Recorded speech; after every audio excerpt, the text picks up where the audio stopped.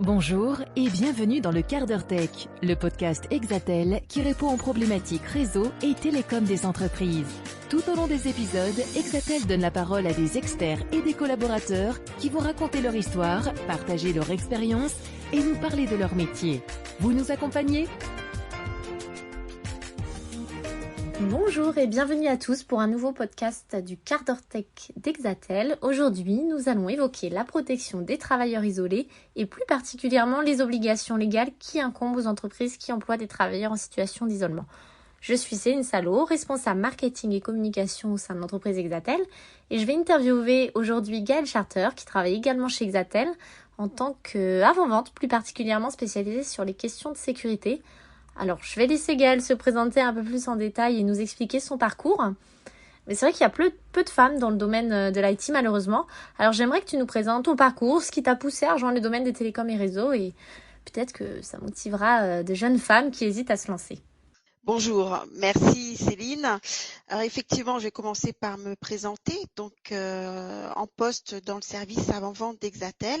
Je suis spécialisée, comme tu l'as cité, dans les activités qui concernent le domaine de la santé et le domaine de la sécurité des personnes, et en particulier de solutions DATI, PTI, qui est le sujet justement abordé. Mon métier consiste de répondre avec nos solutions commercialisées aux besoins clients exprimés, remontés par nos équipes commerciales et être en liaison permanente avec nos partenaires constructeurs qui me permet d'être informé des solutions techniques et produits. Cela correspond à la veille technologie. C'est aussi cet aspect qui m'intéresse dans ce métier. Je souhaitais aborder mon parcours scolaire et mon profil professionnel.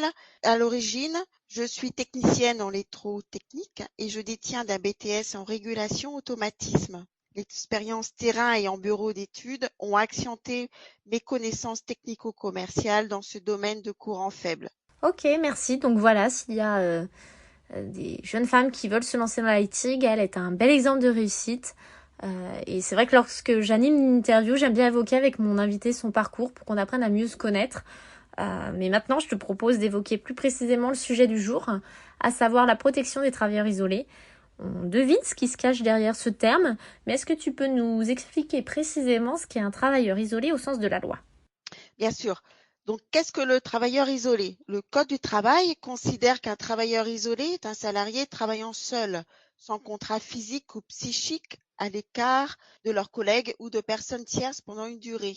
Ce qui est important de le souligner, c'est un sujet qui aborde tout secteur d'activité, santé, industrie, collectivité et secteur des services. D'accord, ok, donc c'est vrai qu'à première vue, en préparant cette interview, quand j'imaginais le profil type du travailleur isolé, j'avais pensé que c'était un agent de sécurité, un veilleur de nuit, mais finalement ça peut être n'importe qui, toi comme moi, et c'est important de bien avoir en tête que ça peut être tout le monde finalement. J'ai cherché quelques statistiques en préparant cette interview, notamment sur le site du ministère du Travail, de l'Emploi et de l'Insertion. Et j'ai trouvé que 7,2% des travailleurs déclarent être en situation d'isolement dans le cadre de leur mission. Alors ils y sont de façon ponctuelle ou plus régulièrement, on ne distingue pas le niveau de récurrence dans la statistique. Même si on a dit que ça pouvait être monsieur tout le monde, est-ce que tu pourrais nous donner un profil type du travailleur isolé ? Alors effectivement, on peut classer le profil du travailleur isolé en 3 facteurs de risque. Le premier facteur, bien évidemment, c'est l'isolement du travail lorsque l'employé est hors de vue et physiquement de ses collègues ou de tierces personnes, et cela quelle que soit la durée de la mission. Plus l'isolement, tu vas comprendre, du travailleur est long, plus le risque est important, en raison du manque d'assistance et de supervision. Le deuxième facteur, c'est le lieu, l'environnement du travail. C'est aussi un facteur aggravant au risque d'accident. Parmi les exemples de travailleurs isolés, la liste est longue. On peut citer ceux qui travaillent sur le terrain, le personnel de sécurité en équipe de nuit, les électriciens qui travaillent dans les locaux à risque, les employés à domicile, les concierges, le personnel dans les établissements de santé. Enfin, le troisième facteur de risque, c'est la routine. C'est un facteur important à considérer. Par cette répétition, les gestes s'impriment dans notre cerveau et deviennent un automatisme. En conséquence, nous travaillons plus vite et donc de manière plus performante. Mais cet effet peut aussi devenir un risque pour la sécurité, car avec la routine, notre conscience des risques et des dangers diminue considérablement. Voilà, il est vrai qu'on peut être moins attentif avec l'habitude et donc ça signifie forcément plus de risques. Effectivement, tu évoquais des risques supplémentaires en fonction du lieu, de cet effet de routine, d'un isolement qui serait plus ou moins régulier. Il y a 43% des accidents du travail graves non mortels qui surviennent lorsque la personne est seule. Selon une enquête MSA, ça montre vraiment que la solitude renforce les risques et donc il faut prendre des mesures spécifiques pour prévenir tout risque d'accident. Aujourd'hui, le sujet qui nous intéresse concerne les obligations légales des entreprises vis-à-vis du travail isolé. Eh bien, la loi française, elle dit OK pour travailler seul, en situation d'isolement, mais sous des conditions strictes. Que dit clairement la réglementation en vigueur de ce point de vue? Effectivement, donc les articles du code de travail suivantes, donc c'est les articles R237-10 et également la R252, entre autres. Donc, la loi n'interdit à aucun employé de rester seul sur son lieu de travail, par choix ou par obligation, bien évidemment. Si ce cas de figure apparaît, l'employeur a toujours le devoir d'assurer la sécurité du travailleur en isolement. Il est très important par l'employeur d'analyser les risques de travail cas par cas avant de mettre en place le dispositif adéquat qui permettra de sécuriser son employé, comme tu comprends. Oui. Cette étude consiste à identifier dans un premier temps tous les risques et d'évaluer les risques dans un deuxième temps. Donc on peut citer les risques possibles concernés. Alors dans un premier temps, il y a les risques d'ordre médical. Il est important par l'employeur de considérer la santé de son employé avant de l'envoyer sur des missions isolées. Les risques physiques, si le salarié se fait mal, il doit être en mesure d'alerter les secours et donc étudier tous les risques dans l'environnement de travail. Le troisième facteur de risque, ce sont les risques psychologiques. Ce sont les risques liés à l'isolement et certaines personnes n'apprécient pas travailler seules.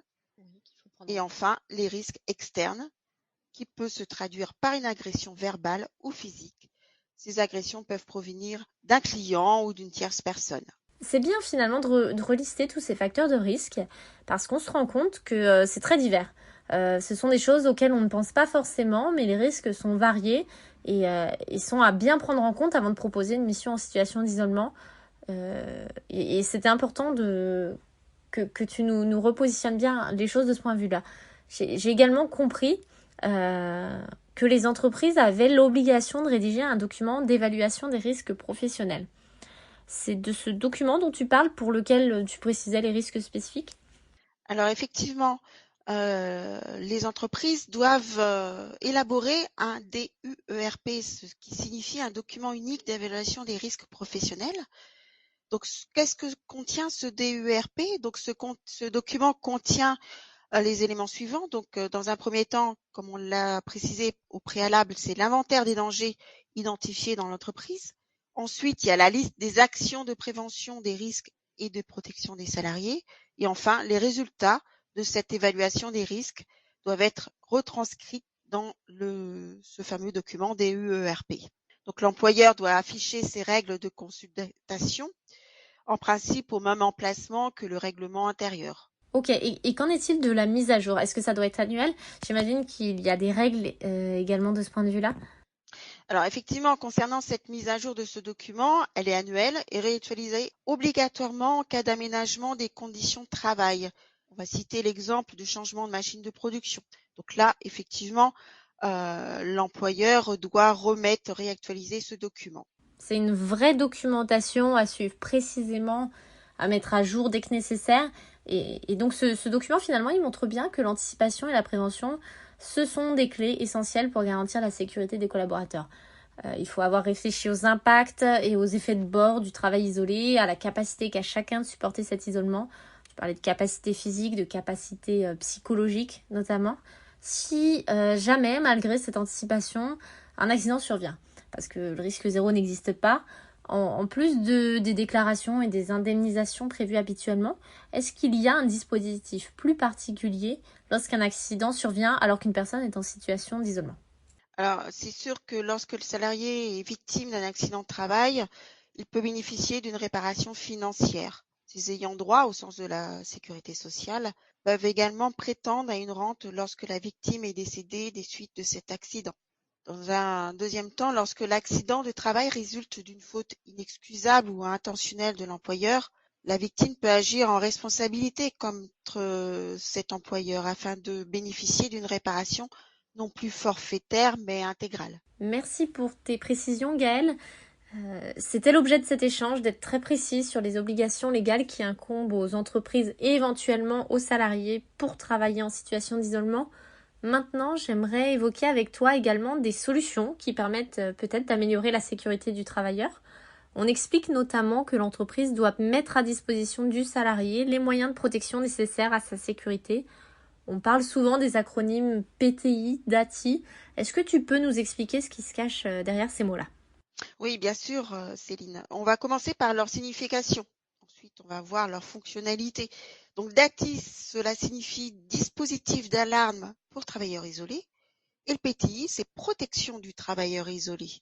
Alors, le DATI, c'est l'ensemble des équipements de sécurité mis en œuvre pour protéger le travailleur isolé. Il existe 3 fonctionnalités précises essentielles d'un dispositif DATI. Le premier, c'est le dispositif homme-mort. Donc, c'est une fonctionnalité qui est déclenchée automatiquement pour transmettre une alarme lorsque le salarié est dans des situations suivantes. Donc, en cas d'absence de mouvement, donc c'est la fonction immobilité, en cas de perte de verticalité. Deuxième dispositif mis à disposition, c'est le SOS, la fonction alarme volontaire. C'est une fonction qui permet d'appuyer sur un bouton pour envoyer l'alerte. Alors, il y a 2 moyens. Cela peut se traduire d'une part par un bouton poussoir d'urgence installé dans l'environnement du personnel à risque. Alors, on peut se retrouver ces dispositifs dans les bijouteries, les halls d'accueil, et d'autre part par un bouton SOS intégré dans le dispositif. Cette fonctionnalité peut être mise à disposition sur certains GSM et également sur les téléphones type DECT qui fonctionnent dans un environnement privé. La troisième fonctionnalité mise à disposition, c'est la détection à l'arrachement. C'est un dispositif qui propose une chaînette associée au mobile et lorsqu'il y a arrachement du mobile, cela déclenche une alarme. Ces solutions doivent être simples, bien évidemment, d'utilisation et non contraignantes par le salarié. Il est donc important de l'impliquer dans le choix de cette solution en amont et valider avec lui la solution choisie. Passons maintenant à la PTI. La PTI concerne l'ensemble des mesures ainsi que des procédures de prévention et d'intervention. À partir de ces déclenchements du dispositif d'alerte, des scénarios d'alerte sont automatiquement mis en place afin de prévenir au plus vite les secours. Les étapes sont les suivantes. La première étape, c'est le déclenchement de l'alerte. La deuxième étape, c'est le traitement de cette alerte. Cela peut être automatisé par un serveur de communication qui notifie l'alerte et sa géolocalisation, soit sur différents médias, donc soit sur des GSM Android, sur des téléphones fixes ou, nous l'avons vu, vers un mobile DECT et également vers des télésurveilleurs. Et ce qui est important de souligner, c'est que le destinataire peut disposer de la fonction levée de doute. C'est une fonction qui permet de mettre en relation les deux interlocuteurs en écoute automatique.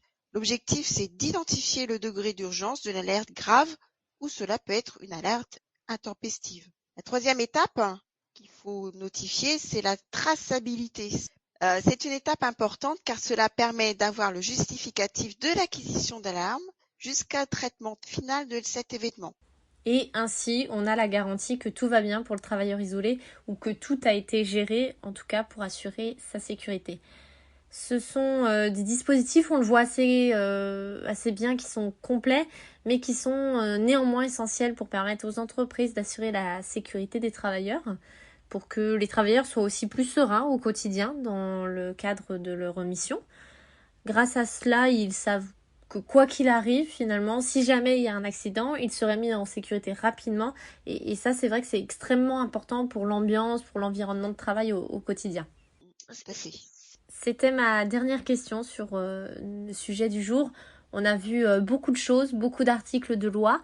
Si tu pouvais nous résumer en quelques mots pour que ça soit simple à retenir pour les responsables d'entreprises qui nous écouteraient, s'il y avait 3 points à retenir de ton intervention, de notre échange, quels seraient-ils ? J'utiliserai 3 pronoms relatifs pour conclure cette interview.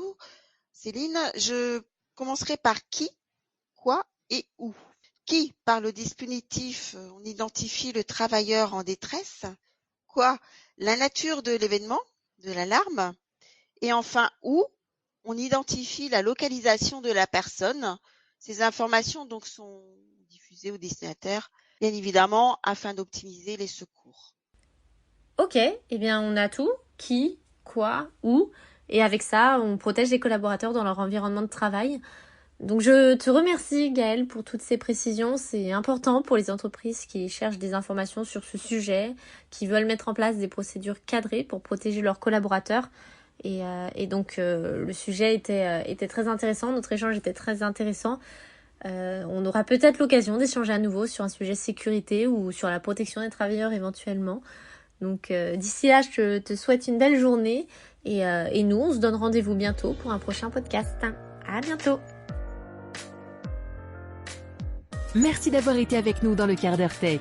Si cet épisode vous a plu, n'hésitez pas à réagir, à vous abonner ou à vous inscrire à notre newsletter pour ne pas manquer les prochains podcasts. Pour suivre notre actualité, rendez-vous sur notre page LinkedIn ou sur notre site internet exatel.fr. À bientôt!